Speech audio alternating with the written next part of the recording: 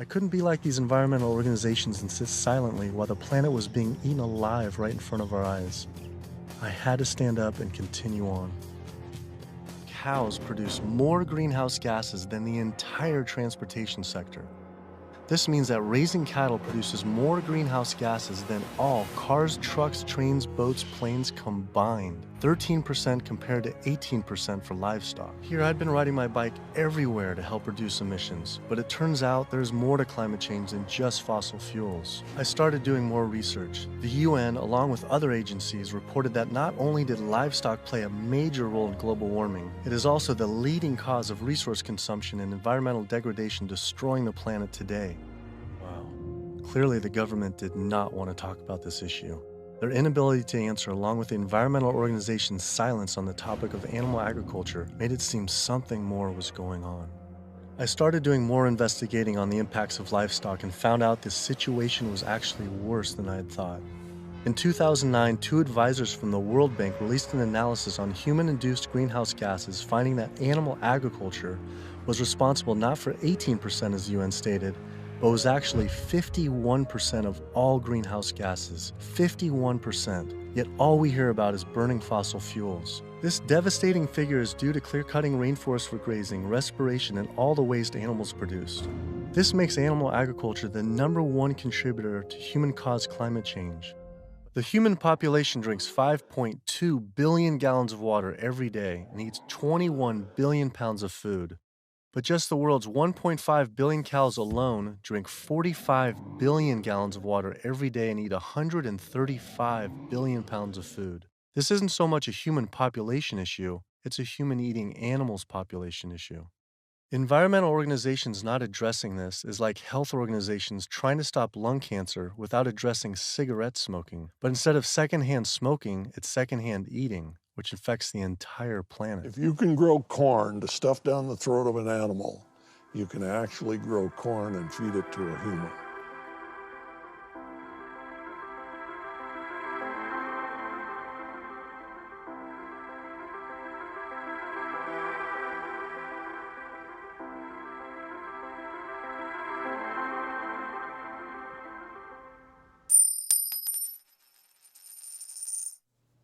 Welcome friends, my name's Priya, and for the last 30 days I was vegan. According to Cowspiracy, which I just showed you some clips from, animal agriculture is having a detrimental impact on the environment. By how much, I think is more debatable, but that's for a later time.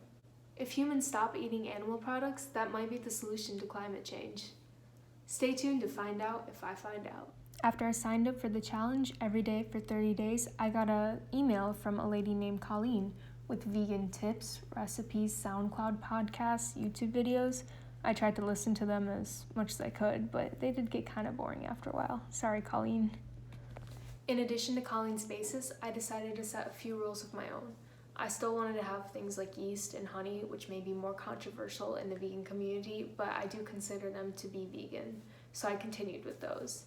Since I was all set up with my daily emails from Colleen, I was ready to go. Just had to start the challenge. So here's how my month went.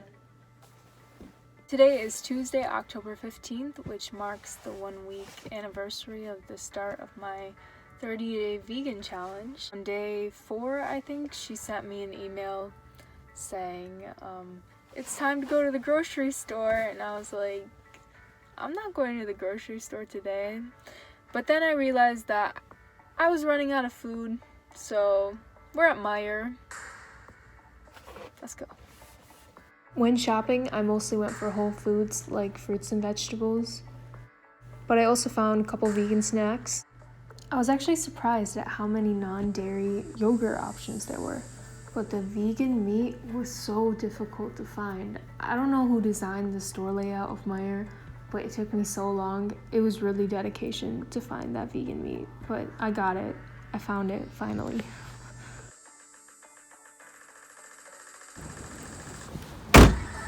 Throughout the month, I just took a couple of shots of some of the highlights of the foods I ate. This was by far not all I ate, but a lot of my meals repeated themselves, so I thought I'd just show you a quick glance of what I ate. I even tried vegan ice cream from Halo Top and like the aforementioned vegan meat. The first one was terrible, second one was okay, but my dog still wouldn't eat it. So, was it really okay? I don't know. He tried, but it wasn't really working out. Though Colleen encouraged young teenagers to introduce their families to the art of veganism, mine simply made fun of me. So my mom continued to make meat all month, and my brother just ate my share in addition to his own share. So I don't think I really decreased my animal consumption, but one of the suckiest moments was on my birthday when my parents bought baklava specifically for me, and I couldn't have it because it is chock full of butter, which is not vegan. So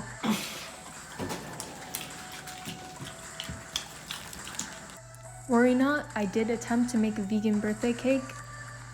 It did taste like plastic mixed with chocolate raspberries, but it was cake, and some of my friends agreed to eat it.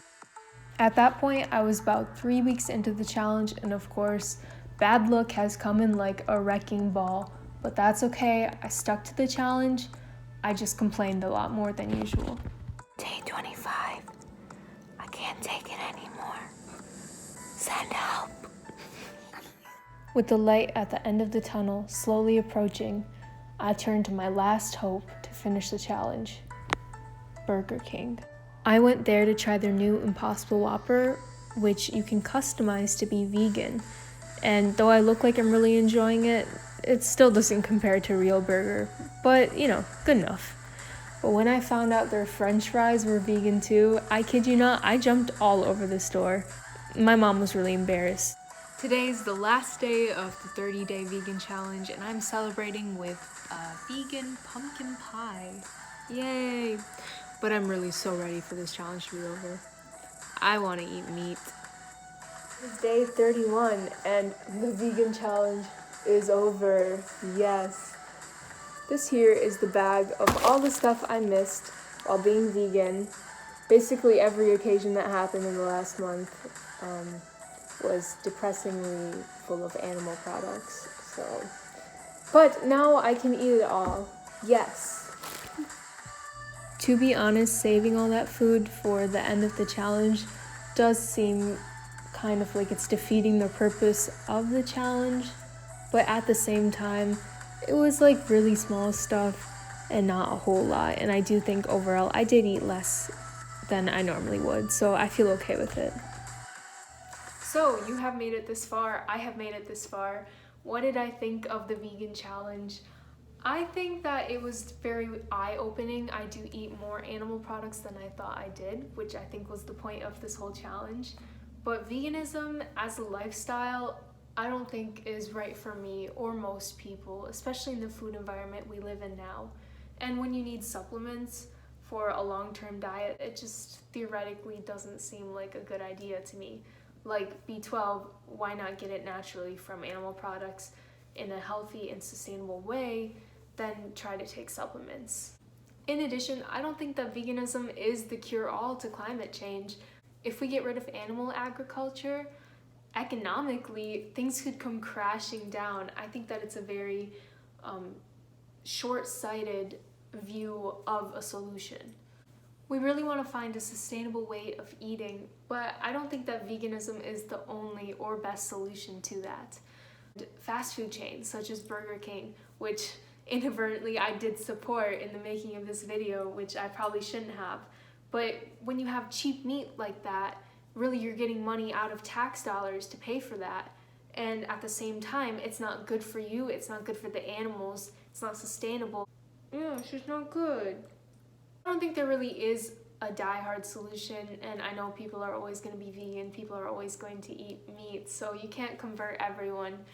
But I do think that perhaps changing the way we think about our food in terms of animal products could help. I'm not sure how. Let's talk about Cowspiracy now. I think the movie makes some good points, but also has a couple fundamental errors. One of the headline statistics is that 51% of global greenhouse gas emissions is because of animal agriculture. Now this number is really high. and that's for a reason, because this study was not peer-reviewed and not statistically correct. A more realistic number would be 15 to 20%, which is way less than 51. In addition to that glaring error, take a look at this clip. It's an interview with Michael Pollan, a very respected author. You encourage people to eat less meat and for the tremendous resources required and the toll on the environment. And on the animals. And on the animals. And the workers in the system. And it's a brutal system at every level. You recommend for 9 billion people can eat for the planet to not only sustain but to thrive. Would you throw out a number, like an ounce, 1 ounce? Per meat? And including dairy, like. Yeah, I don't think I don't know enough. But yeah, it would be on the order of a couple ounces a week, you know. It's not going to be the way we're eating it now. We're gorging on meat. We're eating huge amounts. And does that include cheese too? Like Yeah. 2 ounces total? Yeah, cheese and milk. 2 ounces a week. Only 2 ounces a week seem like nothing. People could probably raise that in their own backyard. Pollan admits himself that he's not knowledgeable enough to make an estimate. Yet when he throws one out there, Cowspiracy takes it to a whole new level.